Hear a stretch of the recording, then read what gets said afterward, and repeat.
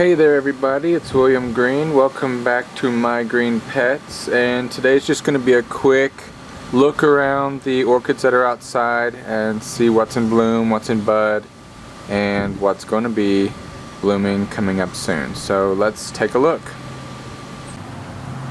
First, let's have a look at this pineapple. It's starting to fatten up. I had some people over the other day and they just couldn't believe that it took 3 years to grow a pineapple. I was like, yeah, so don't waste them.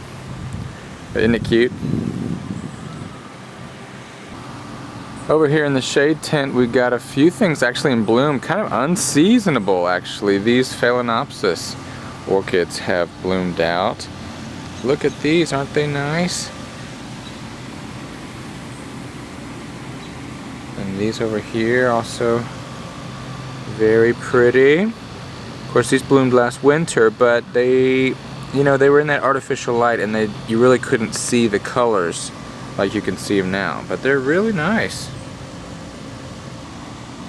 This is my favorite little Phalaenopsis. This is Ariana species, and it's losing a leaf here, but it's putting out a new one. But I'm a little bit worried about it because it seems to, it doesn't have very many leaves. So hopefully it'll put out some new ones, and maybe the blooming in the winter on such a small plant took a lot out of it, or I don't know, but hopefully it will recover because this is one of my favorites. Here's this beauty again, Max 10, the Coconut Orchid. Just look at all of the flowers on this plant. Look at the profusion of blooms. Isn't that lovely? Aren't they wonderful? Just love it. They last a few weeks too. They don't just kind of open and close. They're on there for a while. Super nice. Well done, well done. The excitement continues with this Bulbophyllum, echinolabium. We've got spikes, guys. El Spico right here. 1, 2, 3, and down here, I don't know, let's zoom in. There's something growing out down there. I'm not sure if it's a spike or a growth. But anyway, we got 3. 3, guys. This is going to be exciting. You guys know I have been waiting and waiting and waiting and waiting. And now finally we're going to see something. It's kind of telescoping out here, bit by bit. I think it might have a couple more little extensions to go before it starts to put out its first bloom. And if you know anything about these are sequential bloomers, which means it'll bloom and the bloom will last about a week or so and then it'll drop off. But then the same spike will then go ahead and produce another one. And I've heard that they can produce 8, 9, 10 flowers. Who knows?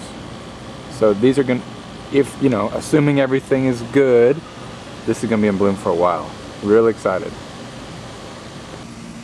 Here's our old friend Vanda Pichardo light, looking lovely, hiding out underneath this Rosa Sharon. And it seems to be doing alright down here. Flowers look very nice, big, purplish blue. Always lovely to see this thing in bloom. I got 4 Vandas though. This is the only one that's in bloom right now. Hopefully we'll see some more Vanda blooms soon. Here's another little Bulbophyllum, but it's a small one. And you can see it's got a spike. This is Tenuifolia. Where is it? Let's zoom in. Yeah, see it? A little spike down there. This was just in bloom a couple weeks ago, but here comes another one. I like this. I like this. I like this blooming whenever we feel like it, kind of a thing. Right behind it, this is my Zygopetalum, and man, it has been so hot here recently. You can see it's struggling. It can't handle this heat. Our nights are in the mid-20s, Celsius. highs in the 30s. And it's just this plant needs cooler nights. But who knows? It's stayed with me for 3 years. Maybe it will hang on a little bit longer. Another plant I've been fretting about recently is this Fukidan, the Vanda falcata. But looky here, look what has poked out. Look. Yeah. It's a spike. Isn't that nice? And it looks like there might be 4 buds in it, which is different. Last year they only made 2. This is still a very young plant, so that's good. Excited about that. Okay, let's have a look at these Cattleya seedlings. These are Cattleya rex seedlings. And if you didn't see last week's video at the Huntington, within the first 5 minutes or so, I show you one of these Cattleya rexes in bloom. And we kind of zoom in on the lip of it, and it's just a beautiful, beautiful Cattleya. Anyway, none of these have bloomed. They're all seedlings. They all came out of a flask 3 years ago. And obviously some are smaller and some are larger, but they're doing okay. This is the time of year outside where they do start to, they seem like they're not doing quite as well because it's hot. I was looking at some information about their native habitat in an area close to the town of Moyobamba in Peru. And Moyobamba's daily high temperatures are around 26 to 28 degrees Celsius, and their low temperatures are just about just a few degrees lower than that. So basically, it's the same temperature more or less all year round. It's not really hot. It's humid. I don't think it's cloud forest, but it's not a really hot rainforest. You know what I mean? So these guys. I think they do appreciate being outside with the humidity and stuff, but when it gets really hot, they do kind of, you can tell something's not quite right with them. This little guy looks like he might be starting to outgrow his mount. Well, the size of the plant is still good relative to the size of the mount, but look at the roots. Oh my goodness, look at that. Appaloosa down here. Wow. So that's good. I hate moving them. I shouldn't have done that. I end up tearing up their roots when I do that. Okay, let's put it back. Look, it's got a new growth on it. Usually these only put out 1 pseudobulb per year, I think. But they put out this one in the spring, and now it's putting out a second one. That's good, especially for a species.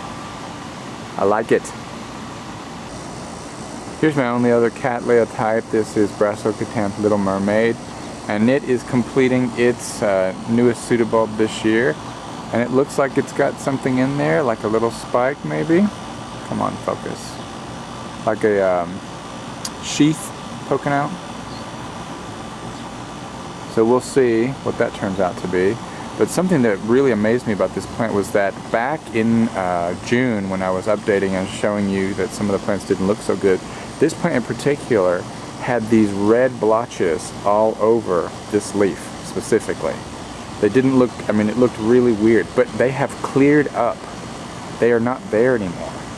And that blows my mind, because usually once a leaf kind of looks unhealthy, it can't, I don't know them to recover.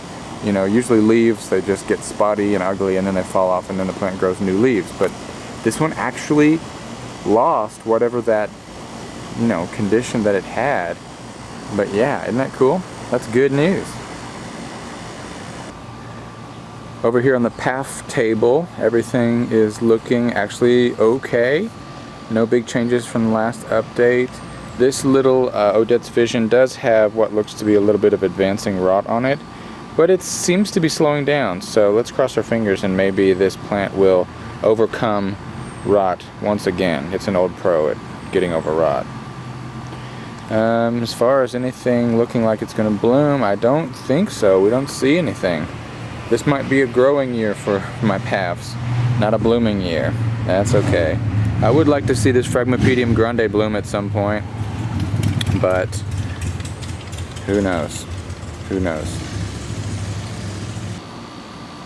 Okay, and last but not least, you guys saw that I was having issues with the brassia. It had all kinds of ugly spots on it.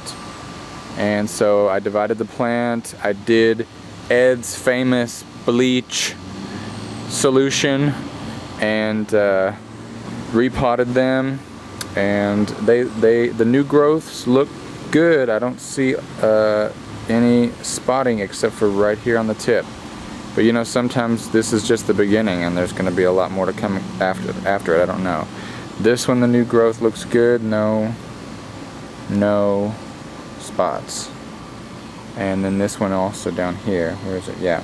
No, it's a little bit smaller, but no spots as of yet. So maybe, hopefully the new growth will continue coming out without any spots, and we have maybe avoided whatever it was that was in that causing it. By the way, since I have 3 of these now, if you are interested in one of these brassias, let me know.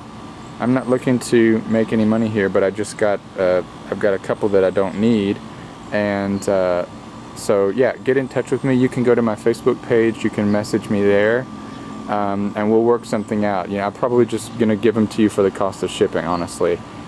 Since you know there's no guarantees with these, but I do kind of want to start reducing the number of plants that I have, especially when I have duplicates. So if you're interested in that, just get in touch with me. Okay, that's it for today's update. It's July 28th, 2017, and hopefully our next episode is going to be really interesting. You'll remember that a couple weeks ago I told you that when I was out for summer vacations, I had a plant sitter who was watching my plants, taking care of them, that kind of stuff. Well, we're going to actually meet him in the next video, hopefully, if we can get our schedules lined up and we can get over there. So that's going to be really interesting just to see somebody else in my plant growing world. So stay tuned for that, and we'll see you next time right here on My Green Pets. I'm William Green. See you guys.